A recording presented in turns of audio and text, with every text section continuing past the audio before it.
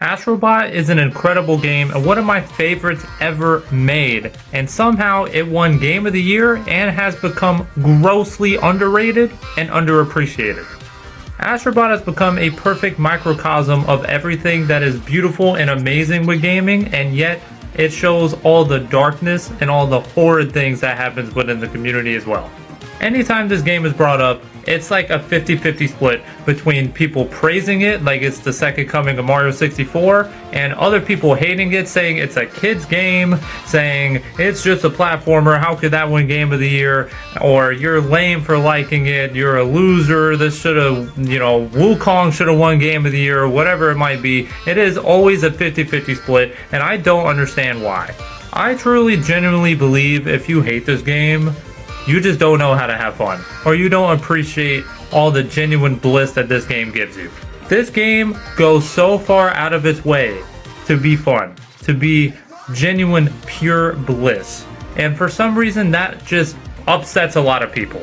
This game does not try to be too hard. It does not try to upset you. It does not try to annoy you. It does not try to inconvenience you in any way. And I feel like the people that hate that are just like masochists that just want games to just bother them, that just want that Elder Scrolls type thrill, that just want to be upset. And then they get upset when they're not upset. But if you can fight past all that I just said, if you can really not judge a book by its cover, and you can uncover everything that this game has to offer, I promise you it is 100% worth it, and it is one of the greatest games ever created. The amount of PlayStation references, from the ship itself becoming a PS5, to you finding each and individual Astrobot being a representation of another PlayStation franchise and character, is just incredible. Like, I was going through this whole game wondering what character I was gonna find next.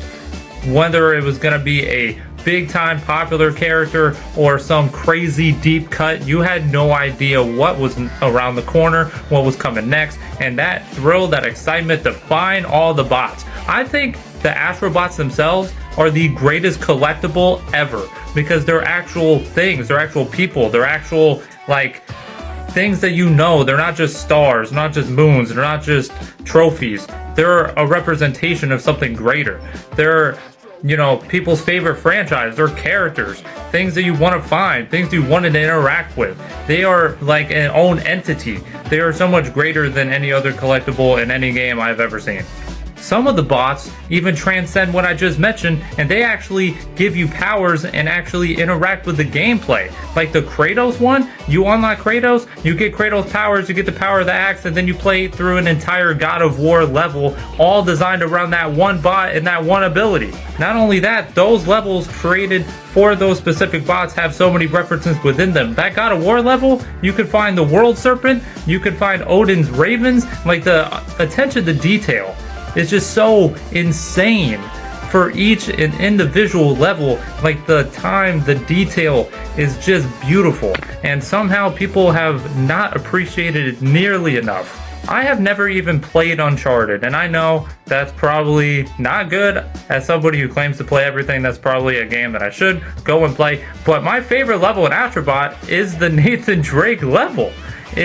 That is so cool. You get his little pistol, you can find the eggs.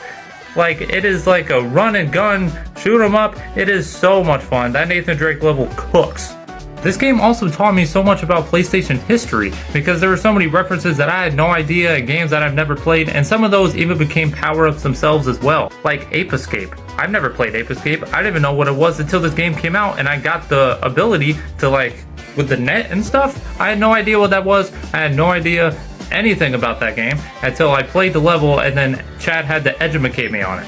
Now, even aside from the references and the bots themselves, I think just the gameplay itself, just the platforming alone, makes this game amazing in of itself. Astrobot has tons of different abilities. He can punch, he has like a Mario Sunshine-esque type hover with lasers, but it's not just a hover from Mario Sunshine. He actually can deal damage with the laser, and that's integrated into the combat. And combat is a pretty big part of this game because you don't have any life. You don't have any life bars or anything like that. You get hit one time and it is all over. So positioning yourself, accurately jumping, punching correctly, like combat is really, really important in this game, or you just hit, that's it, and you die. It's not like Mario where you can maybe take a hit on purpose to kind of iframes through something, maybe bounce on lava a couple times to get across. You can't do that in this game. You have to accurately position yourself. You have to really learn the jumps and know where you're going, or if you land on something, that's just it, and you have to restart at a checkpoint. Which I think makes the challenge levels, like with the X and the circle, triangle, those levels, super fun, super hard, because you get one chance. And you have to do the whole level in one chance. Now, other games that have done that, like Mario Galaxy, like No Hit Run, obviously those levels are very long, and these are kind of like short, quick bits of action. But it's the same premise. It's the same exact premise, and it's super fun in Astrobot. And there are short little challenges that totally change up the gameplay because they are very, very platform heavy, and the other levels are very like explorative, and you have to find every nook and cranny, try and find the bots, and then they throw at you like this crazy platform challenge that's really hard, and you have to use like a magnet or some specific power-up designed around the level. And it's really tough. I think those challenges are way better than like Mario Sunshine as secret levels, or like some Mario secret level. I think Astrobot does it way better. No shade to a Mario like secret level, like those are good. I think Astrobot just took that same formula and amped it up even further. Just the pure platforming Astrobot just feels like a love letter to previous platformers, and they just kind of took that as a foundation and just built like a great game on top of it. It just feels like they added so much to it instead of being so derivative originally. So much talk about this game when it was coming out, people would just call it, oh, this is just PlayStation Mario, which I think is kind of a lazy way to describe this game. Like, I feel like it is just the evolution of platforming as a whole, as a genre. Like, this is where it should go. Especially once you beat the game, or once you get towards the end game, and you start doing those like extra challenges, like the ones that they added as DLC, those get crazy, crazy tough. These levels are even more similar to the Mario Galaxy like No Hit Run because they are long, they throw out so many different angles and so many different enemies at you. You're basically going to see everything from the original game just thrown at you at all times. They're fast, you have to be quick, you have to understand them. It's almost like you have to replay them a couple times to really learn them.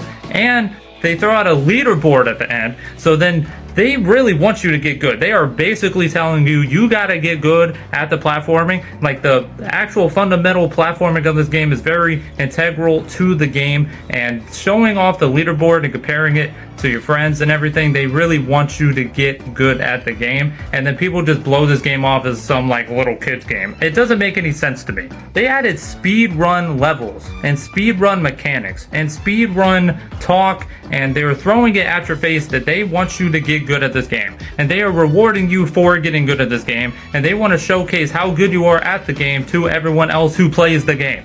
I think games like Mario 64 and classic platformers, and maybe the whole platforming genre, is just carried by nostalgia, and it's a bunch of old heads that can't accept like new things and new games doing better and better things and building off the past, and they just want to talk about games that they grew up with and won't ever appreciate new takes and new ideas coming to life.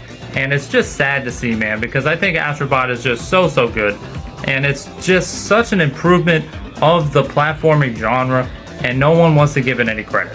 I recently played through Mario 64, and it is very old, and it has old mechanics, and it is praised to this day as if it would be good in 2026 if it released right now, and I just don't think it is. Mario 64 was amazing for its time. It was incredible, but to say that nothing can ever beat it and no other platformer can ever top it is just so sad and just so closed-minded to think and say, because I promise you, at every level, Astrobot tops it. In every single category you could possibly think of, Astrobot tops it. Except for how it made you feel as a kid, because this game's only 2 years old and you probably are not a kid. So that's not fair to say, and if you really just hold nostalgia that high, nothing can ever top whatever you grew up with, and the best game ever is only the game that you specifically grew up with, and I'm talking to everybody. Like, how is that fair, man?